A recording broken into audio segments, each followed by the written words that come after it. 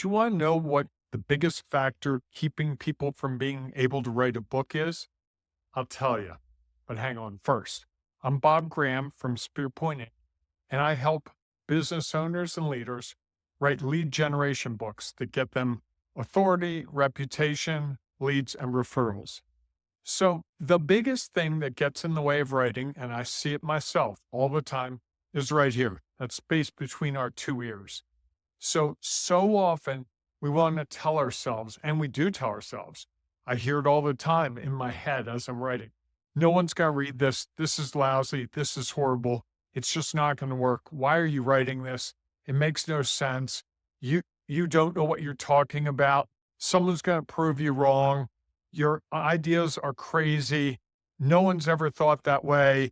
They're going on and on and on. See, I could go on and on and on. You probably can too in your own mind. And if I missed one, feel free to put it in the comments because I'd love to hear more of those, I guess, limiting belief statements. But here's the thing, that's us being protective of ourselves. And it's a good thing. The fact that we're able to protect ourselves from any kind of threat is what's made us be here at this point in our lives. Think about it. If your parents and the parents before them, people before them, people before them, generation, weren't able to overcome the challenges, weren't able to see risk and avoid it, they wouldn't possibly be able to have you be here now. So that's the big picture. Let's talk about more tactically how you can handle that. First of all, I find that this kind of line of thinking comes up when I start writing, it comes up when I finish writing a piece, and it even comes up especially when I'm editing a piece. And so often I have to quell that voice. I have to literally not listen to that voice. It's a very loud voice in my head.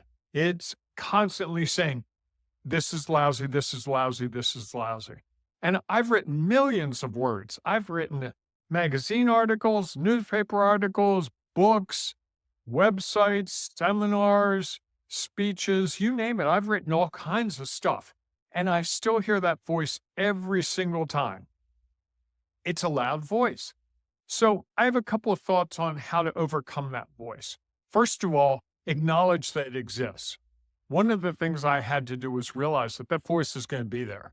It's there whether I want it to be there or it's there when I don't want it to be there. It's definitely there a lot when I don't want it to be there. I've got to be okay with that voice being there. That's the first thing. Accept that the voice is there. The second thing is listen to what the voice says. Is it saying things that you really know in your head? So often those voices we have in our head might be a parent, a teacher, a friend, significant other, someone's voice that we're hearing, they're saying to us over and over. I can remember one of my clients saying that he told his significant other that he wanted to write a book, and the significant other said, that'll never happen. And he carried that voice. Every time he got stuck and we were working through a situation, he'd be like, I got to give up. She was right. She was absolutely right.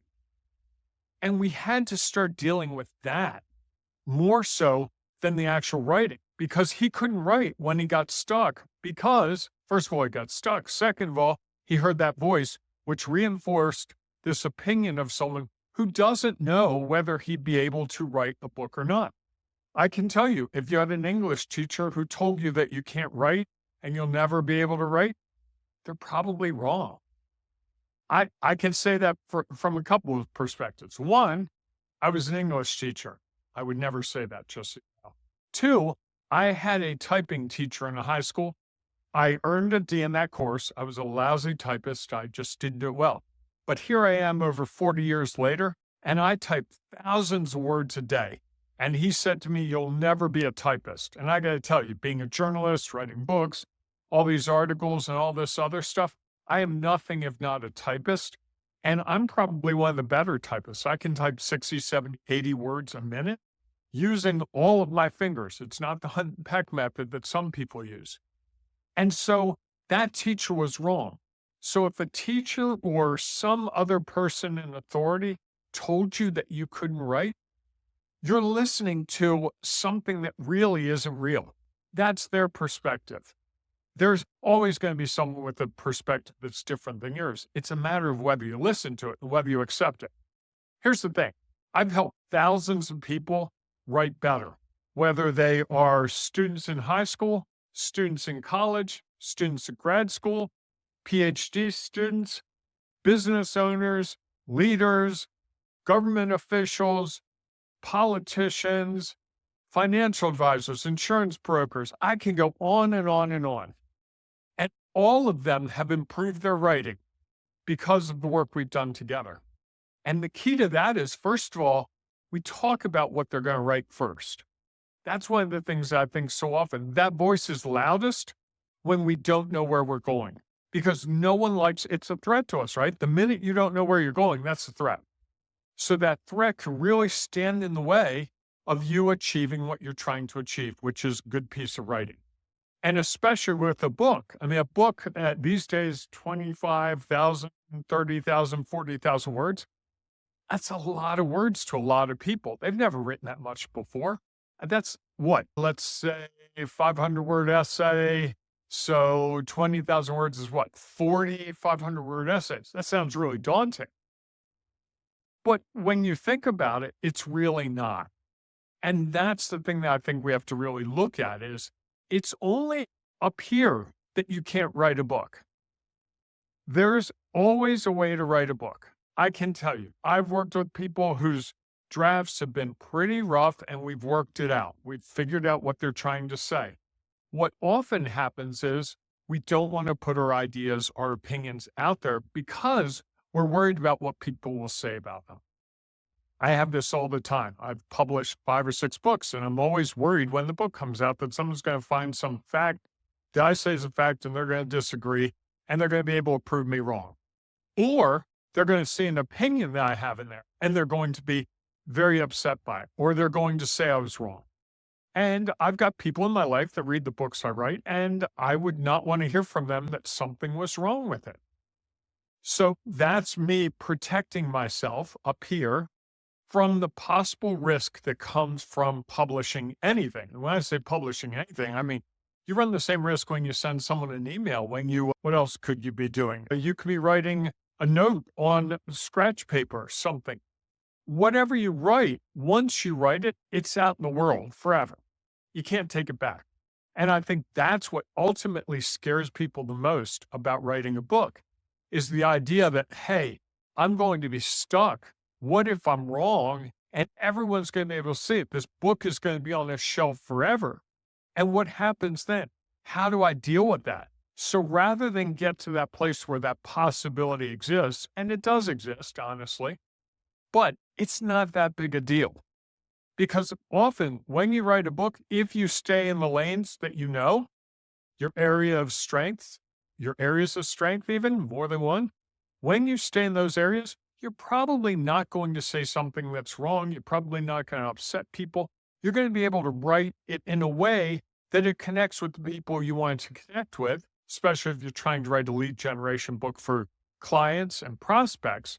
You're going to be talking in the language that they're looking for. You're going to be talking about the things that they're interested in. You're going to be giving examples that are real because they're your customers, so you know them really well.